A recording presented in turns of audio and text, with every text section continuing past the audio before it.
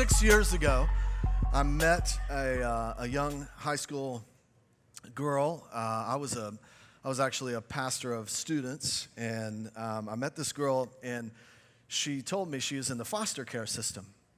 And honestly, I have to admit to you, I didn't know much about the foster care system, but she seemed extremely distant, extremely shy, and also extremely distrusting.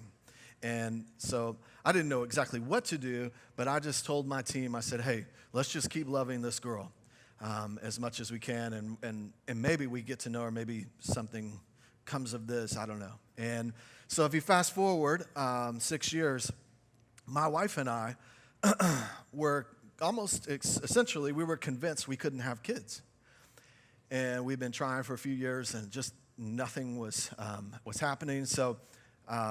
So we started looking into foster care. And we actually went to an organization and got to hear the stories and understand more about what it means when you say you're a part of foster care. And especially as a high school student, you aging out is highly likely, and being alone, and essentially you have a history by the time you're in high school of just a bunch of people that aren't willing to go the long distance with you.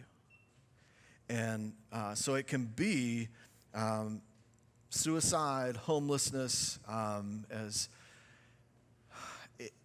our calling mentioned, like it's a thing, and it's very hard to soak all of that in. But in that moment, foster care, seeing the story from a different perspective, seeing this story from 6 years ago, and going, oh my goodness, she was 1 year away when I met her, 1 year away from aging out.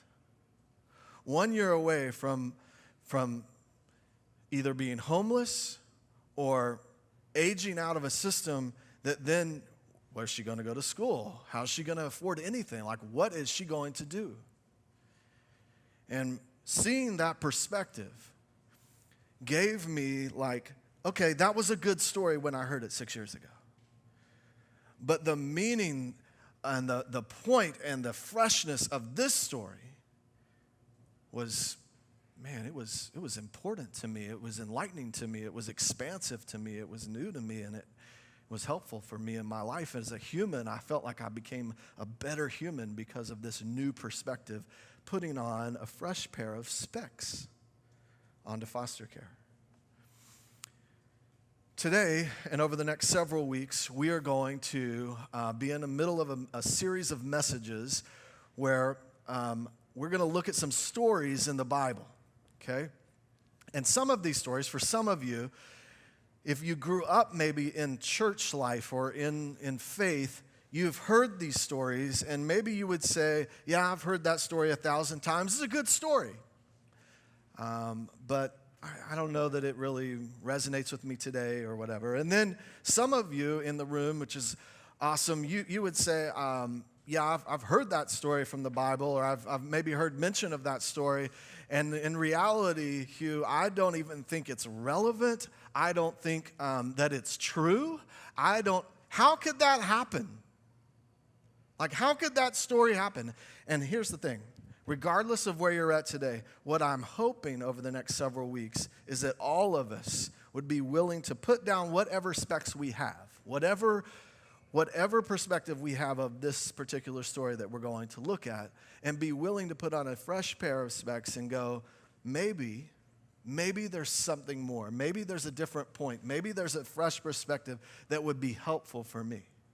Okay? Now, before we dive in, I do want to make sure and just say thank you to Gillies, Allie, and the rest of the team. You guys are amazing, and we always love you guys. To our calling, you guys are doing amazing work, and it's an honor to come into the city and to literally come in and get to do what we do because you do what you do, and maybe together we do something even greater. Because united we do more. And I do want to remind us that as a community, we've got some opportunities. Gillies when we signed our contract with them for this next year or plus, they had huge events already planned like a year out on 2 dates. One is coming up next weekend, October 21st, and it gives us the opportunity to do something creative. And then the next one is November 11th. So I wanted to remind us, if you're on your calendar and you're thinking about next week, here's what we're doing next week. It's fun, it's creative, it's different. We're going to pop up church in Full City Rooster, which is a coffee shop. It's probably the best coffee, I'm a little biased, in the city. But Full City Rooster, we'll have children's programming, we'll have all kinds of cool stuff. And this is like when, you collaborate with a great musician and you put on there this song featuring this person, right? So next week, Historic Church featuring Chocolate Alicia Watson. So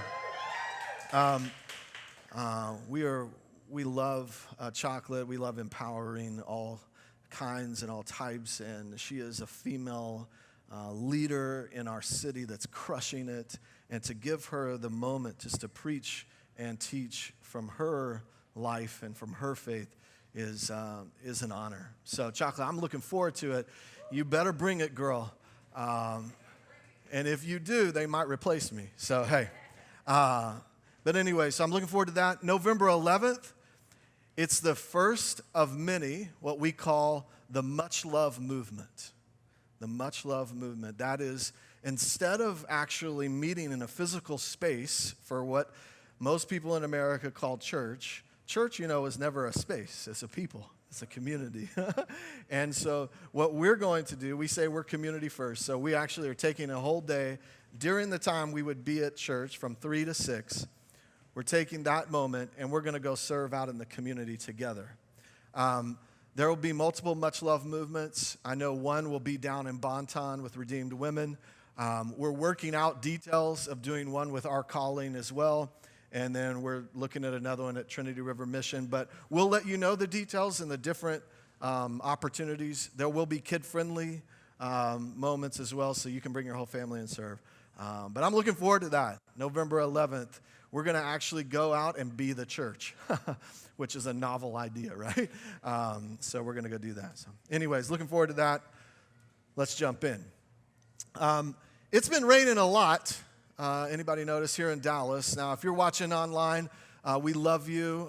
Man, we've got people from all over the country and across borders watching, so thank you. It's been crazy wet here in Dallas, and in fact, in September, I don't know if you knew this, but there was a 48-hour period in September where we got over 7, almost 8 inches of rain in a 48-hour period. The average for a yearly average for Dallas-Fort Worth is 2 inches. And we got 8 in 48 hours. We broke some records. And I guess that's a good record to break. I don't even know. But it reminds me of something we're going to talk about today, and that is this flood. All right, now, some of us have heard about this guy named Noah, this old guy named Noah, and he built this big thing called the ark, like it was like this big boat.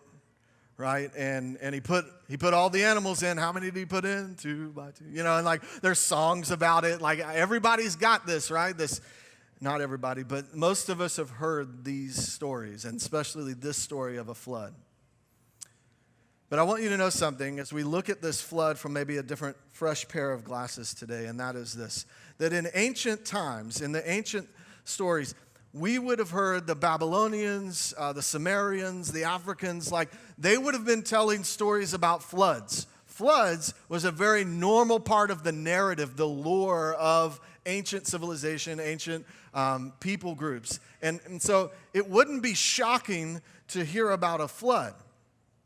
It also wouldn't be shocking to hear about building boats to survive floods. That's also a part of a lot of ancient writings that we get to read about how they did life. So when we pick up the story in Genesis about this guy named Noah and God talking to him about, hey, there's going to be a flood, that's very normal. Now here's something else that was very normal. The people that lived in those ancient civilizations would have thought that a flood was sent by the gods. It was divine judgment. It was, we are so wicked as people, and the distant gods, we hope they like us, but if they don't like us, guess what they'll do? They'll send a flood and wipe us out. They don't care about us. They're just going to wipe us out. And that's these flood narratives over and over and over again. It's just like death and destruction. That's kind of where you're going to end up. And you're just going to, if you mess up, humans, you're just going to be a part of a flood. And the gods don't really care. So you pick up in Genesis chapter 7, and Noah is reflecting, well, the writer of Genesis is reflecting, and the rain fell on the earth for 40 days and 40 nights. So here it is again. Noah and the people around Noah and the people hearing this story were thinking, it's just like all the other gods. It's just like all the other stories we've heard. It's the distant, impersonal, non-caring gods just bringing judgment down and wiping out humanity.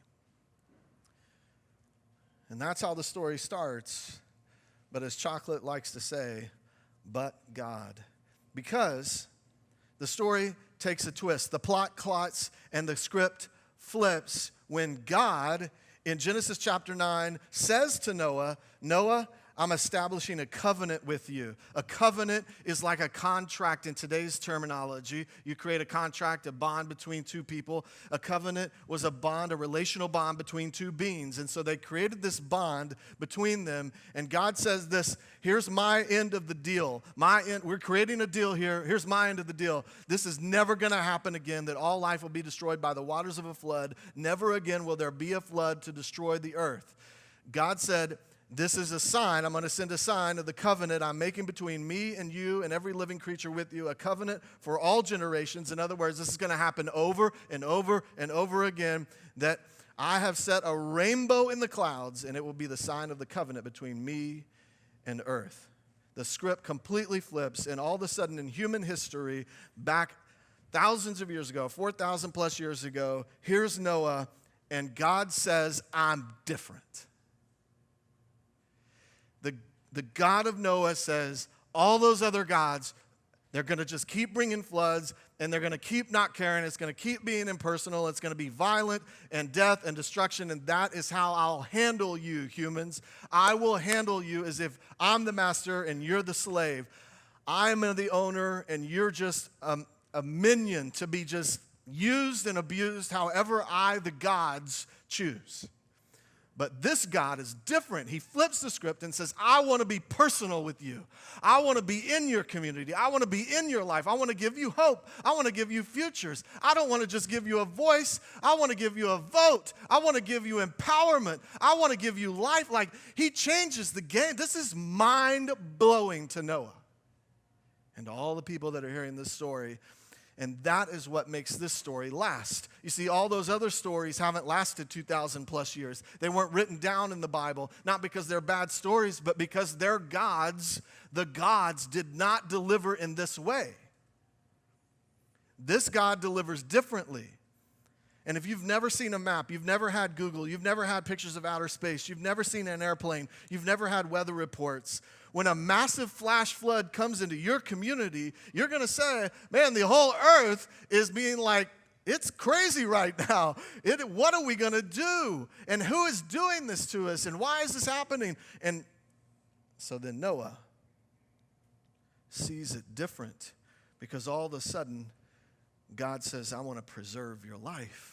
I want to live in relationship with you. I want to covenant with you, and I'm going to give you a sign, and look up at those rainbows every time it rains. Look up and know that I'm going to keep loving you. I'm going to keep coming again and again, no matter how corrupt you are, no matter how broken you feel, no matter how many times you give me dismissal. No matter how many times you say no to me, I'm going to keep coming and saying yes to you. I'm going to love you. I'm different than the other gods. You can say no to them, and guess what they'll do? They'll wipe you out. But you say no to me, and guess what I'll do? I'll just keep loving and keep bringing rainbows. That's what they call a breakthrough. God wanting to participate. And the flood reveals two key truths here. Number one, God's committed to loving us over and over again. That's the first truth. And he refuses to give up on us, on humanity, on Dallas, on Oak Cliff, on the Cedars, on D. Bellum, on East Dallas, West Dallas. It doesn't matter. He is not giving up. You can't make him give up. I love this quote from the theologian from an Orthodox tradition, St. Isaac the Syrian. He says, like a handful of dust thrown into the sea, a handful of dust thrown into the vast sea are the sins of humankind compared to the mercy and love of God. You see, it's like throwing dust into the sea. Our brokenness, our sin, our wickedness, our corruption. And God says, I envelop that with my love, and my love just keeps coming. I refuse to not give it to you. Number one truth, God commits to loving us. Number two truth, humans, like Noah, have the opportunity to trust God and love others over and over again. We see that in Hebrews 11:7. By faith, Noah built a ship in the middle of dry land. He built a ship in the middle of dry land. He built the ship. He could not see what God was like going to do through his love. He just saw the love of God and saw that God was going to keep coming over and over and over again. And he said, I'm going to trust you because that's how I'm going to love people. That's how I'm going to love humans. That's how I'm going to love creation, is by just trusting you.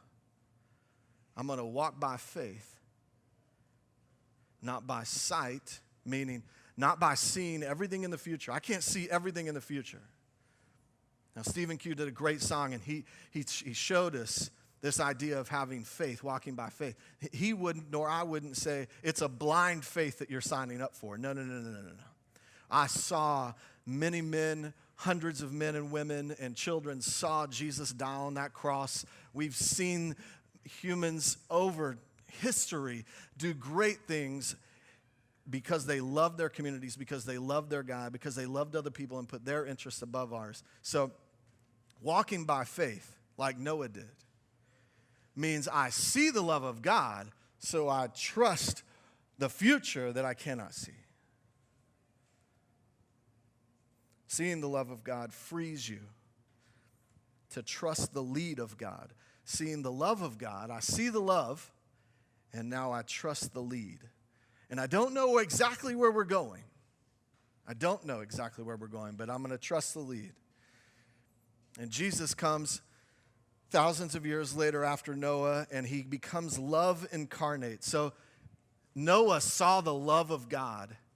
If he would have been alive, he would have seen the love of God that he felt and saw in creation in a man, which is phenomenal. And Jesus then gives us this example of loving like a human. And Jesus leads us. Philippians 2, verse 7, Paul says, and some of you know where that is and some of you don't. It's okay, don't worry about it. Because this guy named Paul who followed Jesus said this: Jesus took the humble position, considering others' interests above his own. That's an amazing position for the Savior of the world to take, but he takes humility. He chooses it. And here's what Jesus was teaching us. He was teaching us to find our joy in making others feel joy. Find your joy in bringing joy to others. Because you've seen the love of God, and now you can trust the lead of God. And guess what? When you trust the lead of God, he leads you to see the needs of others. See, trust, see. See, trust, see. Say it with me. See, trust, see. You're going to see the love of God. And then you trust the lead of God so that you can see the needs of others. And that's what Jesus did. He saw the needs of others, and he said, that is why heaven comes to earth. That is how, so many of us think of heaven as like this place we're never going to understand. No. Jesus said, your love is heaven on earth. Jesus came in flesh and brought love to earth, and he said, this is what it looks like, and you can follow it. You can do this. And when you do that, it impacts you. And let me make sure preachers go long. So, all right. If you guys are still with me, I'm gonna keep going for a second. So this is it, though. So when you choose this, like Noah to trust, like Jesus to trust, and follow that lead and see the needs of others, and you choose, hey, the needs of others are more important than me taking care of myself first, and that's countercultural to everything in the Western world. Everything in the Western world tells you, put yourself first, your brand, you're this, you're this. So this is countercultural, which is going to affect every one of your days, every one of your weeks, and every one of your months. And here's how it's going to do it. Because family, friends, coworkers, people that you meet out in the community, they are not going to understand. They are not going to understand why you're making the decisions that you make. What is it? Why are your days different? Why are your weeks? Why are you choosing these things? Your months don't look like my months. And that's all related to this idea that when you see the love of God and you trust his lead, he leads you to places that the rest of the world is not going to go unless they see the love of God. And guess how they're going to see it? Through you. Daily, weekly, and monthly, it's going to change your game. So at Historic, we'll just give you a little quick thing right here. This is just me trying to be your pastor and love you and help you with your days and your weeks and your months. So here's something I would encourage us all to do, and this is something I would never ask you to do, something I'm not going to do. So here we go. Daily, take a step towards Jesus. Daily, take a step, a relational connection step towards Jesus. That could be reading, praying, meditating, contemplating, listening to music. I don't know what it is for you, and I'm not trying to draw that for you. What I'm trying to say is when you see the love of God and you trust his lead, guess what? Guess how you're going to fall in love with others. You're going to fall in love with others by falling in love with him. And the way you're going to love him more is to know him more, because the way I love my wife is to know my wife. I don't stay distant from my wife. I don't take days off from my wife. I don't take days off from loving her, getting to know her better. That would be silly. That would end in divorce, which is that makes sense. It's destruction. It's the way of destruction by not being intimate and not knowing each other. So we've got to know Jesus, this guy that we say we want to be like and follow. I get it. Many of you are saying, I don't want to be like your Christians because you Christians aren't like your Jesus. And I get that. Okay, fair enough, and we'll talk about that. But Jesus, most of us, 99.999% of us that I talk to, even out in the bars and everywhere, are like, hey, Jesus is a guy I could follow. And the reason why you can follow him is because he said it's others first. And I will tell you that the turn up of other voices and other noises makes it easy to turn down the voice of God. And can I say this? Because somebody probably does need to hear this. Your self-talk may be so loud and hurtful that you can't hear the God talk in your life. So we've got to flip the script, just like God showed us. Flip the script, see his love, trust his lead, and listen to his voice. But you've got to take that step and listen to his voice and say, okay, I'm a human, I'm a spouse, I'm a friend, I'm a coworker, I'm a parent, I'm a community member. When I listen to him every day, how does that impact all those things? I'll tell you this, if you choose to follow Jesus daily, two things will happen. You will make better decisions and you will live with less regrets. I just affirm that because I see it in my own life and I've seen it in so many people. But most of us want the reward of what it's like to get that feeling of helping others and loving Jesus, but we don't want the routine of the day. So I'll tell you this, you got to embrace the routine. And for me, pastors, a lot of us need to humble our talk and accelerate our walk. And for Christians in the church, like we talk a big game, but we really don't walk a real game. So I would just encourage all of us, let's humble our talk and accelerate our daily grind. All right? So, weekly, I'm going to challenge us, including me, to step outside of our comfort zones once a week. Internally, maybe it's internal. It could be external. So internally, I'll give you a quick example. I was meeting with my team this week. I got a young team. They kind of look up to me, maybe, kind of. But here's the thing. I confessed to them that it was tempting to take the easy route.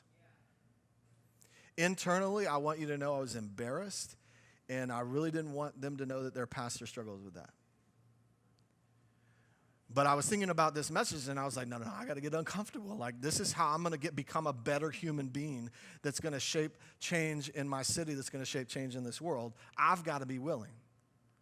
Now, externally, I could go on for days about chocolate. Chocolate goes into women's homes that you wouldn't want to go into. She does things on a weekly basis. She takes steps outside of her comfort zone. She's not comfortable. She also crosses ethnic and racial lines on a regular. And you know what? She also gets demeaned and denigrated in some of those conversations. And yet she still perseveres on, and she gets outside of her comfort zone over and over again. And I like to say it this way. Could it be that we spend most of our lives avoiding the people that Jesus spent most of his life engaging?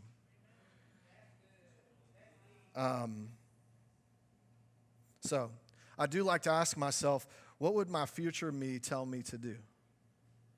Would my future me tell me to stay comfortable or get uncomfortable? Would my future me tell me to eat with somebody that doesn't look like me? Because I can tell you that if you want to spot an outside the comfort zone person, they usually fill their lives with people who don't look like them, people who don't act like them, people that don't believe the same things as them. And this is key, they treat them with love and respect, and they're eager to learn from them, not presume they have something to teach them. And last, history makers, which we like to talk about making history here. So history makers realize this, that bright lights don't need spotlights. And there's this guy that serves here. His name's Scott Modell. Most of you have no clue who he is, because guess what? You never will. But this guy is a history maker. He set all this stuff up, all that stuff outside and in here and around. He set all that up, and he does it every single week. And he's never asked me for credit, and he's never asked me to say his name in lights or put his name out here on the marquee or any of that stuff. He's just simply living out the idea of, I get uncomfortable because I get here earlier than everybody else, and I stay longer than everybody else. And if you want to change the city, you got to get up there earlier, and you got to stay later. Last but not least, and I know I've gone long, so I'm sorry, children and everyone else. My staff is going to kill me tomorrow. Monthly, I would encourage you to what we call pour in and pour out. That is somebody pouring into you, and you pouring that out, what God puts in you, into somebody else's life. I wish I could tell you all the stories. Marco is a kid that I get to pour into. Dusty's a guy that pours into me.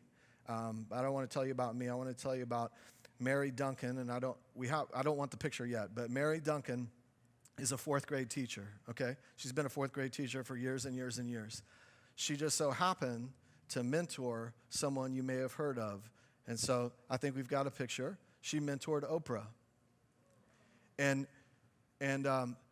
most of you would think of Oprah's mentor probably is going to be black, probably is going to be some type of entrepreneur, or, and there's all these things that we would think Oprah's mentor is. But this is legitimately who Oprah calls her mentor, that poured into Oprah. And can I tell you the quote from Oprah?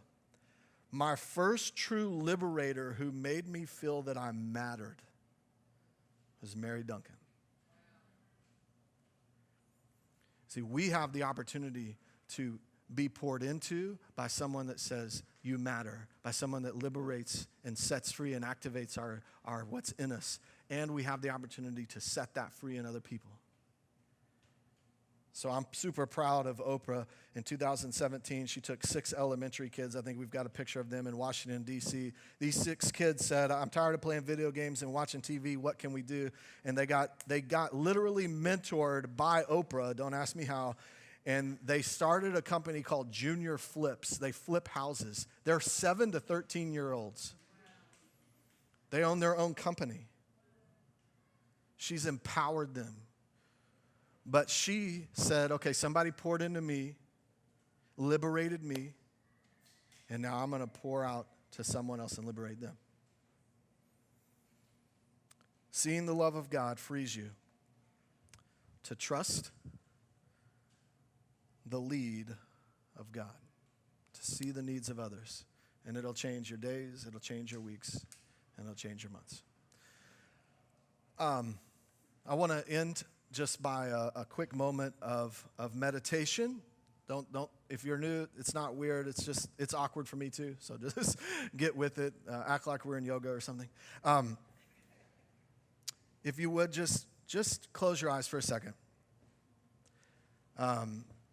And I want to read a promise of God over you first. And just meditate on these words just for a second. This is a promise of God out of Isaiah 43. It says this: when you go through deep waters, I will be with you. When you go through rivers of difficulty, you will not drown. When you walk through the fire of oppression, you will not be burned. The flames will not consume you.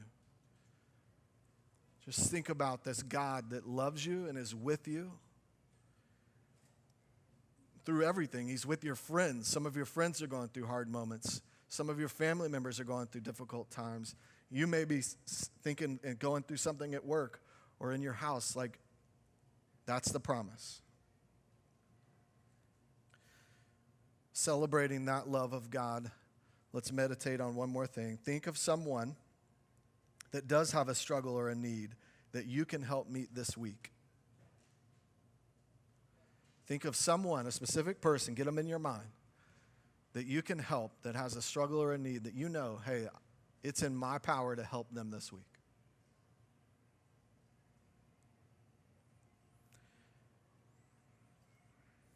And lastly, just think of a specific way that you can step outside of your comfort zone to love like Jesus this week.